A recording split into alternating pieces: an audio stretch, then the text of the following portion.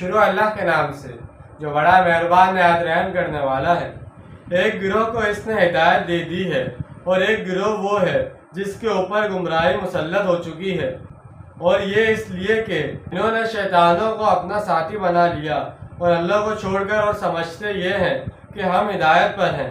یعنی جنہوں نے انکار کیا اور پھر اس انکار پر ڈٹ گئے اور اپنی اس متعصبانہ روش کی وجہ سے، اپنے ضد اور اپنی حد درمی کے سبب، اپنے حسد اور تکبر کے باعث گمراہی کے مستحق ہو چکے ہیں۔ یا بنی آدم خذوا زینتکم عند کل مسجد وکلوا واشربوا ولا تسرفوا انہ لا یحب المسرفین۔ اے آدم علیہ السلام کی اولاد، اپنی زینت استور کیا کرو ہر نماز کے وقت، اور کھاؤ اور پیو، البتہ اسراف نہ کرو، یقیناً وہ اسراف کرنے والوں کو پسند نہیں